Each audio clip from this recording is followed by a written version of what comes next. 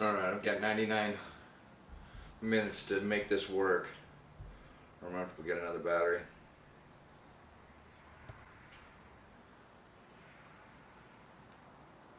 Check, check.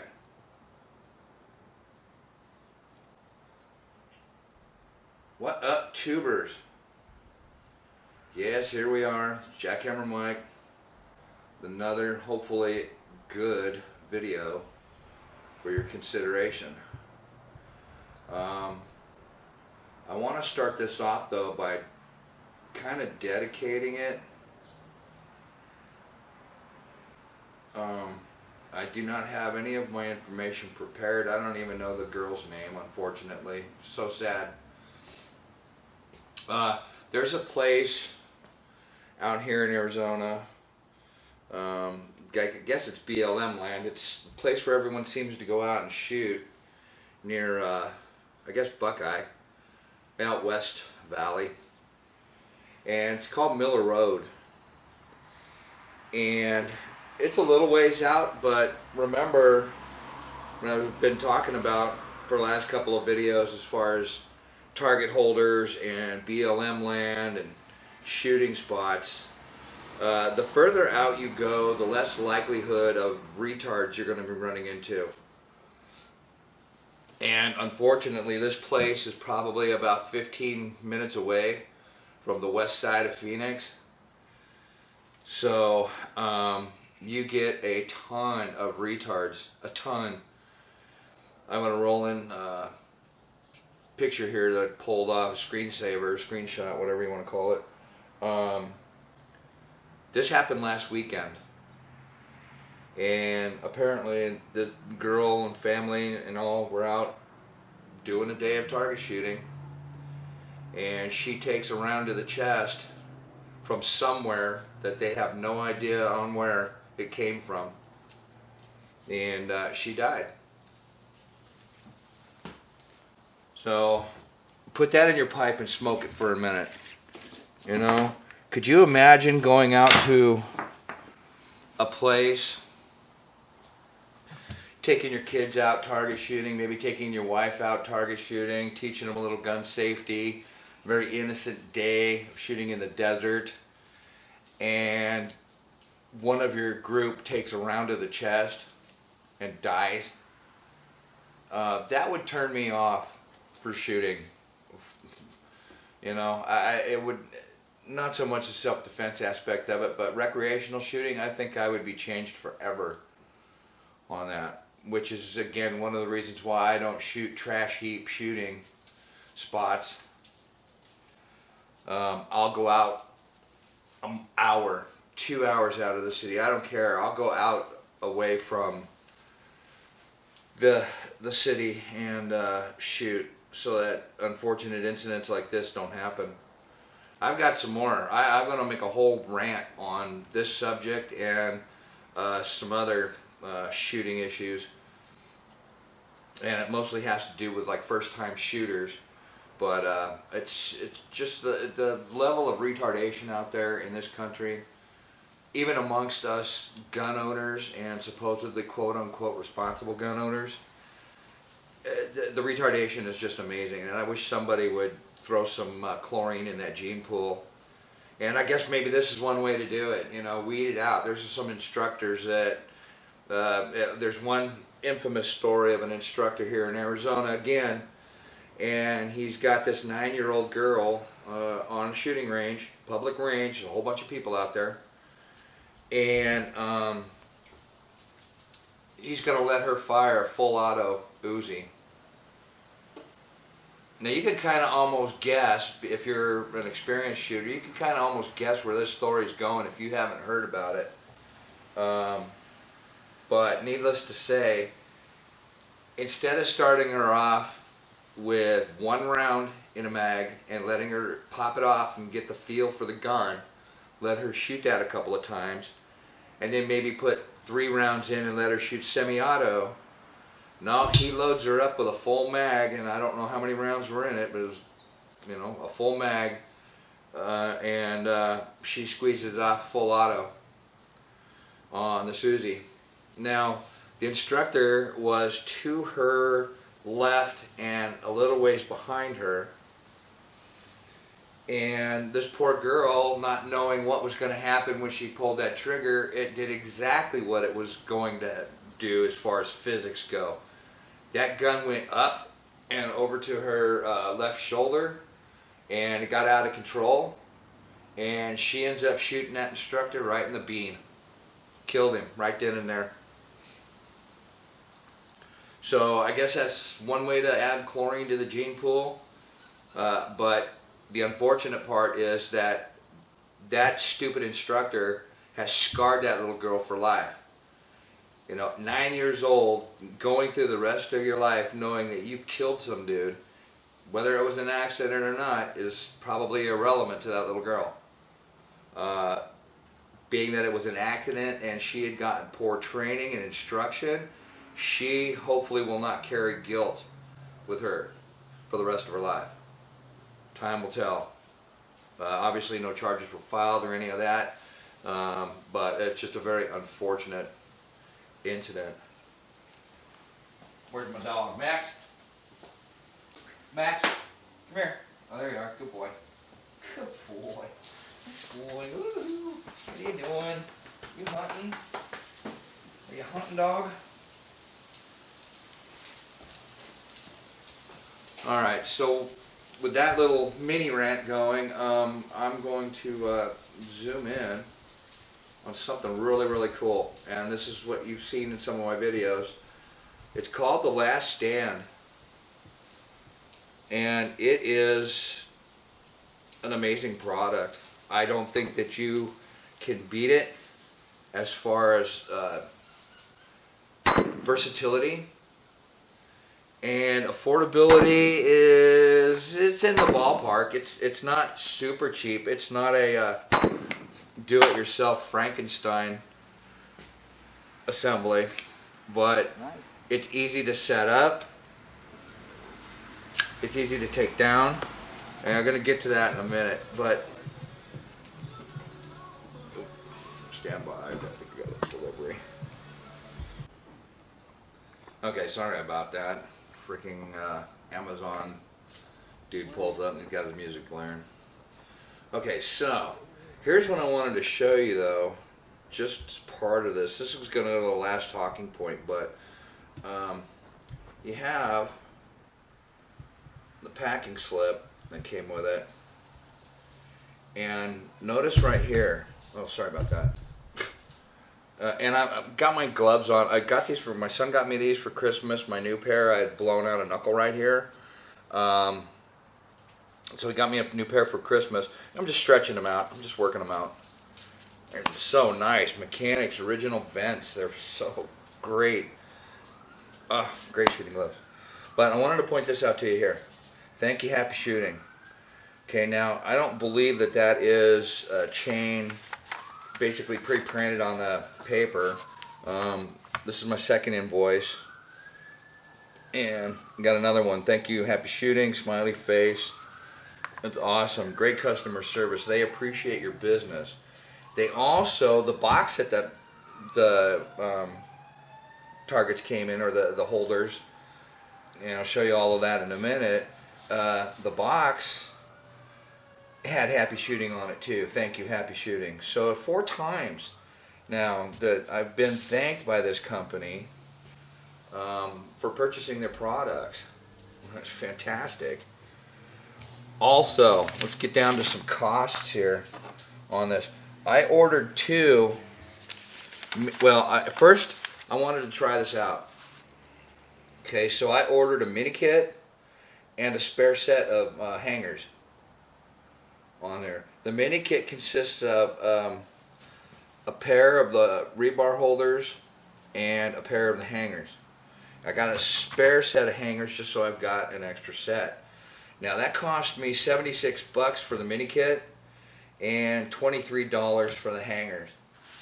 Okay, so for a grand total of $99.60, plus I had to pay for shipping on this, which was $13.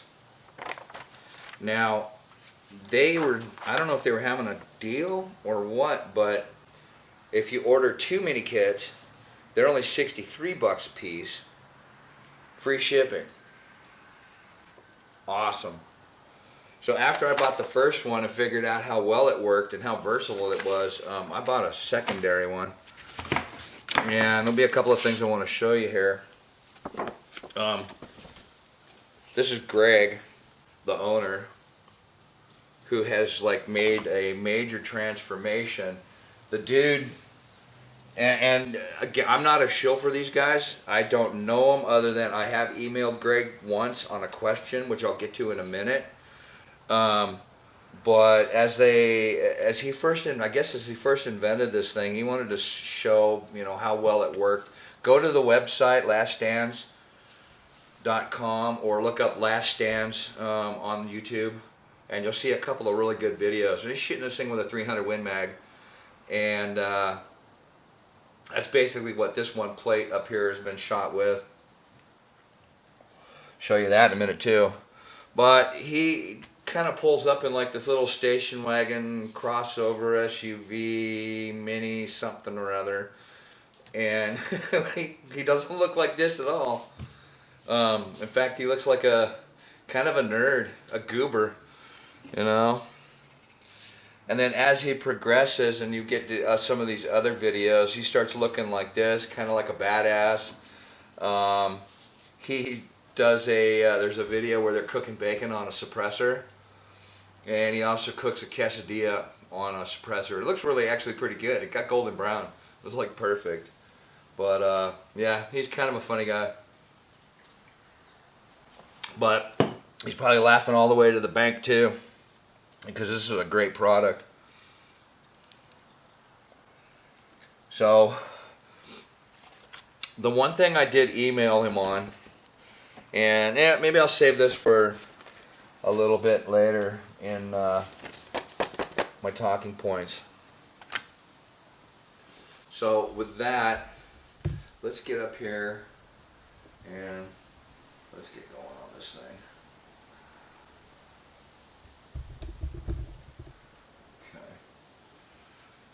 Alrighty. So this is what they call the last stand target stand.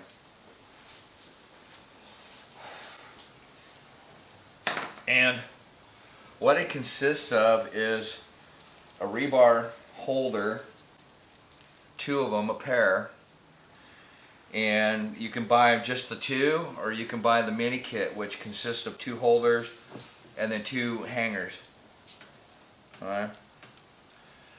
Now, philosophy, and I don't even really want to get into that. What are you going to do? How are you going to use this? Okay. You're going to go out to your local trash heap and shoot. You could, and you could go and hang these. You can set this thing up anywhere. I'm not going to go and do it out here. Just because I've like done this like 5 times now and forget about it. I'll show you how I've got an inset where I can take it down real quick and go. But while I'm talking, I'm gonna put this on here just to show you something. So basically, how you're gonna use this thing. You know, if you're gonna do run and gun, which is what we do, these work fantastic. If you're going to zero in a target, these work fantastic. If you're going to go out plinking with the kids, these work great. And you don't have to go and tape all the targets, Dad. Okay? They get instant feedback, and these things are just amazing. So what I wanted to point out, though, is that you're going to have to make a setup for these to hang it, okay? And you'll notice that these bolts or these nuts and these washers are way back, because that gives me tilt when it's hanging. It gives me a tilt on this thing. I want it at about a 30-degree angle, and as you can see, the spall on this, most of it is going down. Now this thing will swing back and forth, okay? So on your upswing, you might get some that go up Very rarely. Most of it's always going down. So I basically will attach it to this, and then I'll carry it out. You know, it's balanced where it's strapped. It's balanced together, and I'll carry this thing out. Now, with this and this, it weighs about 40 pounds.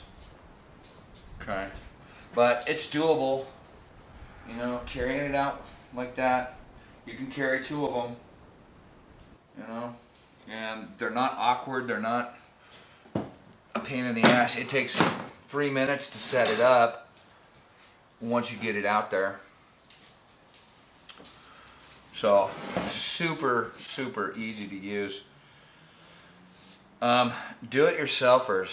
Now, I'm not slamming on you or anything like that, but what, dog? Where are the pirates? Go find the pirates. The cat? Where's the kitty? You don't even know what a kitty is. Look at the birds. Yeah, I know. You just want me to touch you is what you are. The Great Danes are so needy. Stop. Needy? You're so needy. Yes, you are. You are. You're so needy. Buzz off. So I'm not bagging on you do-it-yourselfers, but I haven't seen anybody come up with a do-it-yourself stand as versatile as this. And quite honestly, I've seen some pictures I'm rolling in here of some really nasty looking target holders. Now when I take these out, everybody that I shoot with they rave about them, they love them. You know, where do you get them? How do I get some? I've got to get some of those, you know. And I'm not a shill. Again, I'm not a shill. All I am is a consumer. I've told you that in other videos. I am a consumer. And this is something I think I spent my money wisely on.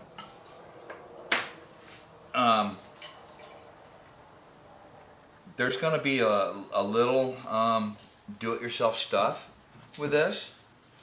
Obviously, you're going to have to go get your bolts and washers and things like that. These are 1/2-inch carriage bolts, I guess is what they call them. They're square under the head here, and these holes here are rounded, so you know, they don't fit all the way in there. But if I have to grind it off, and you can see these things do take a hit, okay, and they do get locked in there. I had this one here. I had to cut this bolt off because I couldn't get it undone. It was the nut had been cocked so bad and tweaked that couldn't get it undone, so I had to cut it off. But this thing has been shot at 4 times now, 5 times, maybe a couple hundred rounds on it, and you know, it's been hit up here a couple of times, but it's still usable. It's still in great shape, and you know, if you have to replace a bolt, then just grind it off. I highly recommend, if you got one, take a cordless saw, battery operated saw. I use one for my plumbing, and I cut through that bolt big time. Take one out there with you in case you tweak a bolt and you need to replace it. And obviously you're going to have some spare bolts and washers and everything set up. But the rebar, you do it yourself first. Okay, here you go. You're going to have to cut rebar. And then you're going to have to bevel the ends on it. Well, you don't have to, but I would. You know, bevel the ends so that when somebody brushes up against them, you're not going to slice your arm open. And now here's the thing of why I called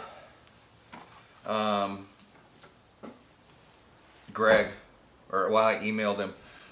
Let's talk about size and weight. I told you, this thing is 40 pounds with a plate hooked up to it. You could walk it out without the plate hooked up to it if you wanted to, but then when you go to get it set up, you're going to need a couple of wrenches so that you can tighten up the washers nuts and bolts. Why take it out there? Just attach it while you're at your truck or whatever, and then walk it out. And then you don't have to bring any tools with you. It's just a quick setup. But the instructions on here call for 5-foot pieces. You want 6 pieces of 5 foot each on here. Now, that's okay. For me, I prefer to shoot targets that are kind of like torso height. And the 5-footers, once you get them locked in place and set up, the target hangs probably between the nuts and your knees. It's okay if you wanted to have a variety of heights and things while you're shooting. That's perfectly fine. But I emailed Greg and got a response within a couple of hours. Has anybody shot these things with 7-foot legs on it? Because I wanted the longer legs so I could get that thing up here. And he said, you know, shooting with 7-foot legs shouldn't be an issue. And I said, okay, cool. He doesn't have any people that have written in or whatever and said they use 7-footers, but I'm telling you, I use 7-footers. As you can see, got this thing set up. When it's getting hit, that target plate is only going back and forth. You see a little wobble in the legs, but no swing from side to side, which is really kind of odd, because when you set the stand up and you move it, it's very easy to go side to side with it, and you're gonna look at it and go, dude, these things look flimsy. But here it is again. This is actual shooting of this target, and you see no sideways movement whatsoever. Now, I like to use these rubber straps on these because you can see this is all self-healing plastic or rubber, whatever, it's polymer. This is all self-healing, and these straps keep it from going side to side or flopping around as a chain would do, because a chain can just kind of go any which way. You know, these hangers are molded in an oval shape to accept 2 pieces of 1/2-inch rebar, which also gives it more rigidity, and it's not going to be spinning around on the rebar that you put across here. Okay, so you got 2 pieces of rebar going through here, and it sets just like that. So the only thing moving is this. So when you get it hooked up to that, this swings back and forth. It does not do one of these. It's not flopping around. You see the chains dangling and smashing these things all over the place. It doesn't do that. Back and forth is all I've ever seen it do. Again, here's more inset. Look, boom, boom, boom, boom. Rapid fired. It works great. So it takes care of pretty much size and weight. Again, these are 7 foot long, so you know they're either sticking out of the bed of your truck. It will lay in a full-size pickup truck. Small car, no. And as you can see here, this is my 2nd and 3rd stand. This is a bundle of 4 5-footers. This was the first. I actually did a 5-foot stand at first, and that's why I'm saying 7 are a lot better, at least for me. These 5-footers set it up, and again, they were nuts to knees as far as height goes. But I take the spares with me because these will get hit, you know, and always have some redundancy. If you take the time to shoot like where I go, and if you watch my BLM video, finding places to shoot on BLM land, you'll find that you don't want to drive all the way out to these places and then have something break on you. and not be able to fix it. So that totally would suck. Also, one other little point is that I use 5-footers for the span going across the two legs. Okay, you could make it longer, and you could set up targets on it. You could get some like 8-inch plates, and put one on each one of these, and set up like 6 of them. You can get some smaller plates. These are 10-inch by 1/2-inch thick AR 500 steel, and this is it takes a beating. It doesn't get dented except for these 2 spots right here. Last time we were out shooting, we had a guy, Max, come here. There you are. We had a guy pull up who, at first, it caught me off guard and kind of by surprise because we were downrange taping up a target. Just got done with a run, and we were heading back, and I think I'm gonna practice. I noticed his truck there. Pistol. Ears off. Never heard him pull up, dudes. Never heard him pull up, and that was not maybe 100 yards. It was about 100 yards away, and earmuffs and everything. Never heard the dude pull up. If he wanted to rob us or just shoot us, he could have picked us off really super easy. So it was a little eye-opening.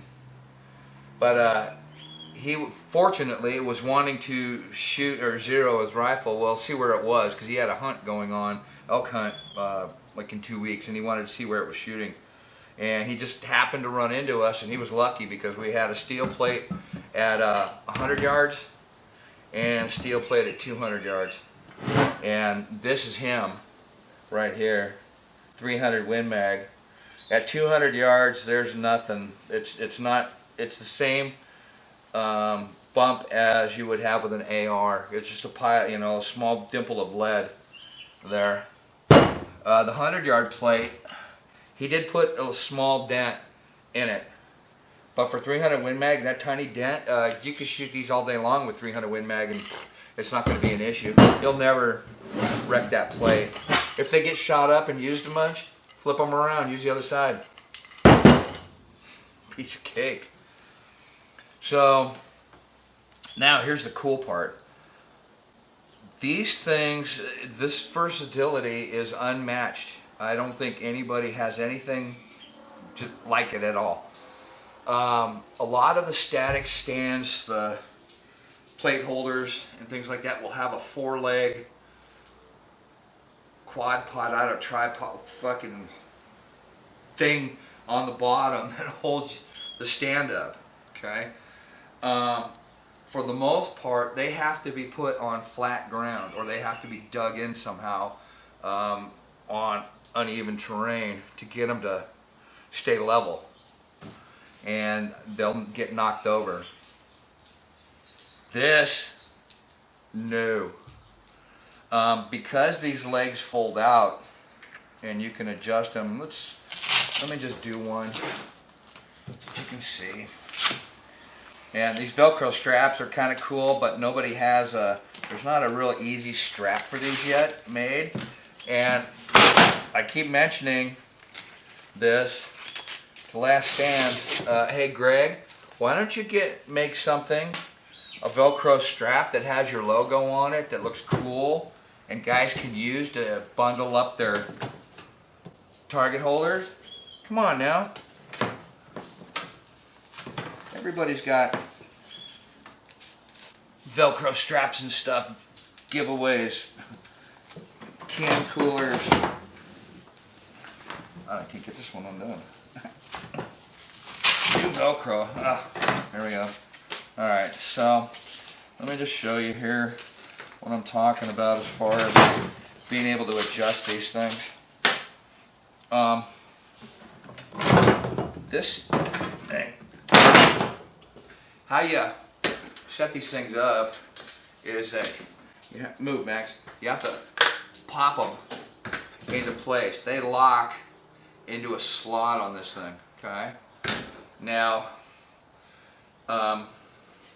you see the height that this thing is at. Now, if you have uneven ground, you basically just put those back in there and drive these up or down according to how you want to use it. Sometimes you just got to kind of hold on to it and pull it down. But, yeah, move, Max. Move. And you just lower it and raise it to what you need. So if one side was higher than the other side, you can adjust this thing accordingly to get a nice flat, even support going across here. Also, we use these parts to tie on orange ribbon, landscape ribbon, on here to use as flags so we can see which way the wind's blowing. Works real nice.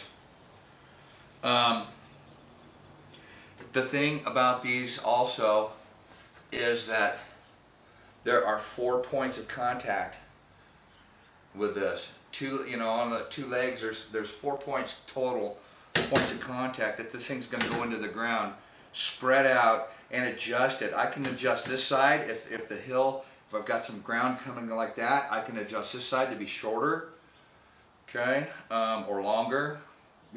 I can adjust it 4 different ways. Okay, 4 different ways to get this to fit on the terrain that I'm in. Now, the stands with the legs, not so much. They're not that versatile.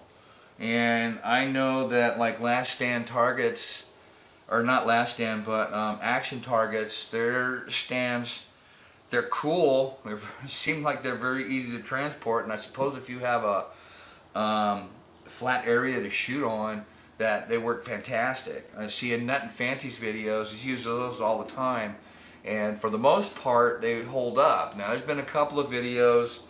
I think the Troy shoot, part 2 or 3, Tactical Doodle was shooting 308, and it got knocked over. It fell over twice. So,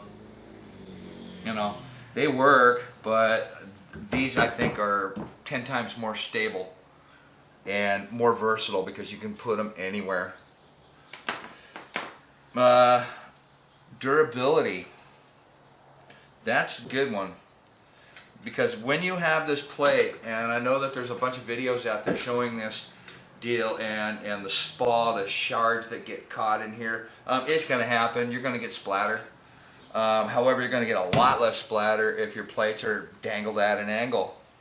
Okay. Again, these have been out like 5-6 times. There's nothing here, but whoops. It's supposed to be balanced out. This has been hit a couple of times now. Now, I don't know if you can see it, but these little tiny holes, that's a bullet strike. It just went right through. Bullet strike, went right through. This black stuff is from hitting the washers. And I guess I'm finding that as this thing swings back and forth, depending on where you hit, it's going to do that. It's going to swing up, and you're going to have the swing backwards, and you're going to have these bolts exposed. So when this plate is coming back like that, and you're going on another fast shot, you could hit this very easily, which it has been hit. And you can also hit these bolt heads. But it's taken, I don't know how many, I don't know if this was just 1 strike or 2. I don't know, but it's a little bit boogered up. Okay. But it's still plenty strong. I can probably get at least another round out of it. These areas here, these little small spots where the little dark dots, where the bullets have just gone all the way through it, it's not injured at all. It's going to be plenty strong. It's not torn or anything like that. So it can take multiple bullet strikes before it needs to be replaced. So I would say, a guesstimate, you'll probably need to replace a couple of these maybe every 5 to 10 outings. I'm going to say more like 10 because we've already gone 5 and they're still shootable. So I can get at least 6. My other ones out here, these have been hit once or twice, but not nearly as bad as that one. These haven't been hit at all. And you're going to have that. You're going to have closer targets. Maybe not hit as much, but as that bullet climbs out to 200 and then it starts to fall past that point, you know, you have to know what you're doing or you're going to miss your target. This was our 200-yard plate last time we shot, and we only hit it, looks like about 7 times on it. These 3 are from that dude. Again, 300 Win Mag. So we only connected like 7-8 times out of shooting on it about 15 times for each of us. Me and Knee Knocker went out. We got 3 runs in. We were able to shoot at this target 5 shots on each round. So 15 shots each of us. That would give us 30 shots total on it, and we hit it about 7 times. So 200-yard shot is not easy. And of course I'm using the hollow sun on here, and that's an unmagnified sight. 503G ACSS, you can't beat it. It's super affordable, super durable, and you can't beat it. Absolutely can't beat it. And it's dead on nuts accurate too. I will tell you that only hitting it 7 times was my bad. Ooh, you're hitting it. Because I was not using the compensation right on that scope. On that, well, that optic, I shouldn't call it a scope, that optic, it has a chevron in it. And after the chevron, it has 3 dots. So you could technically shoot this out to 600 yards. But the chevron, the point is where you want to go, you know, basically up to 100 yards. And then at the bottom of the chevron, a corner is where you want to go at 200 yards. And I wasn't compensating for it. In fact, I was shooting too high. Or no, actually too low. No, too high, because the bullet was still climbing at 200 yards. You sight that thing in at 25 yards, and then at 100 you're pretty accurate. You need to zero it a little more on 100. But at 200 yards, the bullet is still climbing. And so it's basically shooting over. And you can see a lot of the strikes are on the upper part of the plate. Started connecting when I was aiming at the bottom of the plate. I should have probably aimed just a little bit lower because at 200 yards your bullet is still climbing. You're going to get about 250-ish to where, and that's when your bullet will start, gravity will start taking over and your bullet will start to drop. So, durability, absolutely. Let's talk about value. Now, you do-it-yourselfers are going to say, yeah, you know what? I can make one of these things for 15 bucks. Okay, no. I don't know, you know, who you're fooling. Thing of it is that no matter what you do, your system is going to cost you, depending on the size of the plate, it's going to cost you a little bit more, a little bit less. You pick and choose. 10-inch plate, half-inch thick AR-500 steel runs me 65 bucks basically. All right. Throw in another, what was it? Let's see here. These are 63 bucks for the kit. So $126 right there. You're going to buy another 10 bucks or so worth of rebar, and you're going to buy another 10 bucks or so worth of nuts and bolts. Okay, so now you're up to about 150 bucks for the setup. Action Target, I believe one of their cheaper ones is about 170 something. and they go up in price from there. For me,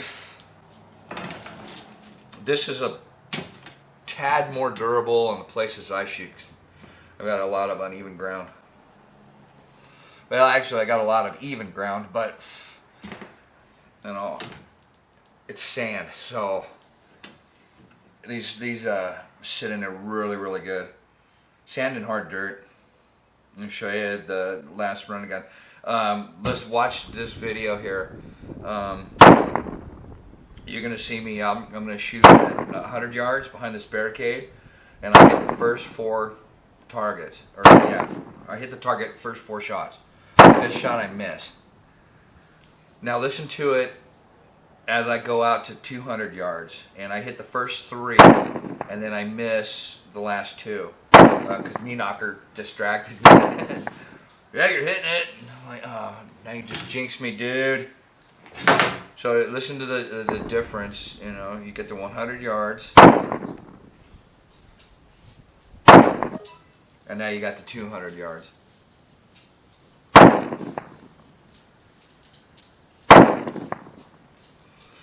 So you can hear it pretty good at 200 yards when you are connecting. So value, you're gonna go, well, 150 bucks, dude. I can do it for a lot less than that. Well, okay, are you? Can you? And can you walk your targets out to 200 yards and then set it up in less than 5 minutes? Or are you gonna need a bunch of tools and crap, and you're holding contraption, and you need chain to tie it up and everything else? Oh, that's another thing. If you're going to do it yourself and you don't buy these, and you're going to hang it with chain or fire hose, you got to have spare that. And good luck getting fire hose. You're going to have to go to Granger. I think the cheapest I found was like a 25-foot roll of 1.5 inches, and that was about 50 some odd bucks. Is it a lot? Well, no, not in the grand scheme of things. I mean, when you figure out how many targets you can hang with a 25-foot roll, it's not too bad. Here's how I break it down. This thing basically cost me 150 bucks each. Took me some time, basically most of the summer, to save up and get this stuff. We really can't shoot much in the summertime anyway, unless you like going out in the desert in 115-degree heat and run and gun, and I don't enjoy it so much. So, you know, buy one here, buy one there, buy this part, buy that part, you know, and get it little bits at a time. It's not so bad. You know, if you were gonna save up for 3 of these, and you know, you want to take like 10 weeks, it's only 15 bucks a week that you put aside, and then you've got yourself a bunch of targets and a great way to shoot. A lot of fun.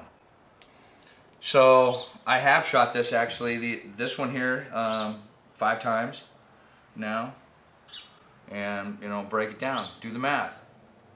And as I keep going, if I can get 10 rounds, 10 days of shooting out of one set of everything, and these plates are never going to go bad, so you're basically looking at 63 bucks for a pair of those. That's $6 a shoot, you know, say $7 a shoot. $8 maybe, you know, start having to replace some bolts. Haven't had to replace a piece of rebar yet, but this one here, was it this one that got schwacked? This one got hit. Oh, this one got hit. This bottom piece got hit.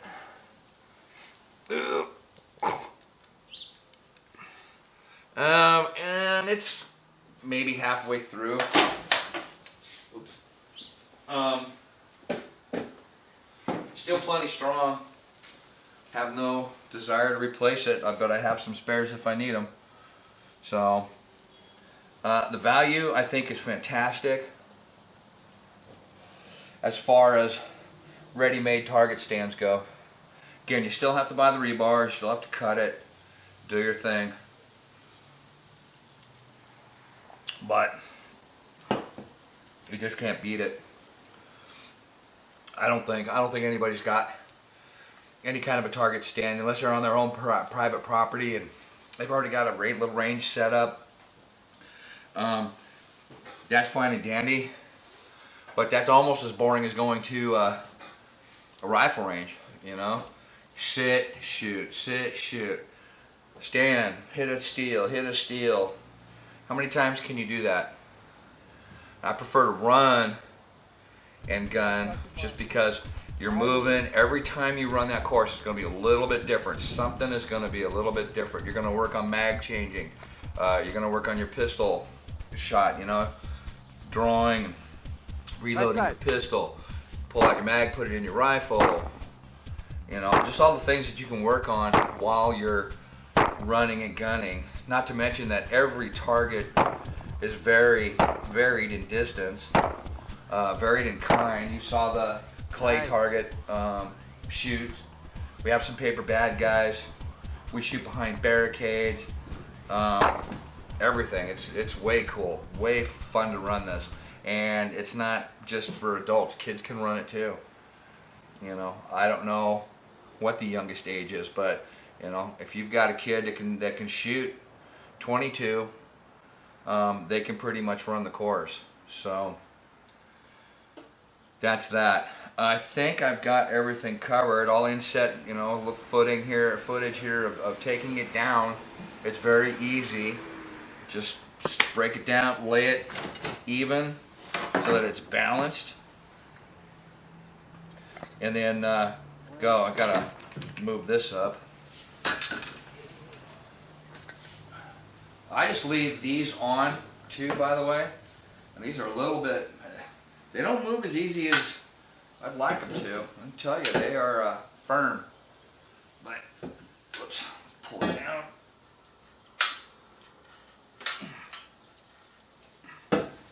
Yeah, gotta work with these things.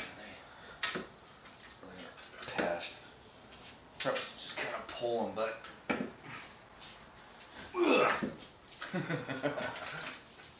They lock in there, man. They are definitely not the easiest things in the world to move.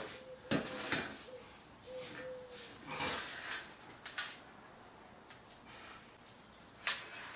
there we go.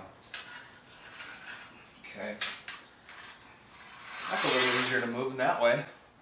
Alright, maybe we learned something. So, you know, I just kind of stack them even Steven.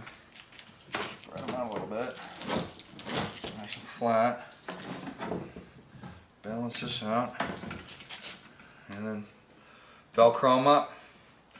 That's it.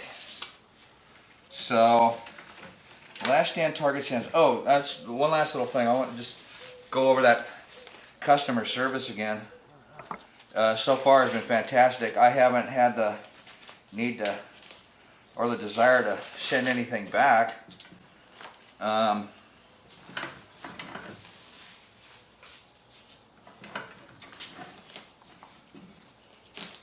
But I guess if I did, they would, I'm sure, be very responsive. You know, I have, like I said, I emailed Greg about the 7-footers, and it only took him a couple hours to get back to me. The happy shooting, or thanks, thank you, happy shooting. I think is terrific. It's very nice to see a company appreciate your business, and you know, they appreciate you spending your hard-earned money with them, and I like that. You know, and they definitely have gone out of their way.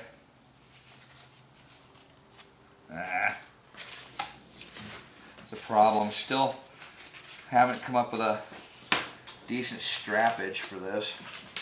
Greg, work on it, dude. Come on. This is stupid. I was using these night eyes, but the heads are coming off of them. They're not long enough. They're not strong enough, and they're a little pricey. You know, they're pretty much nothing more than a piece of solder. It feels like, anyway. I guess I could just take a long piece of solder and wrap this. I kind of like something a little nicer looking. Velcro strap that might have somebody's company logo on it. No. All right, with that, I'm out.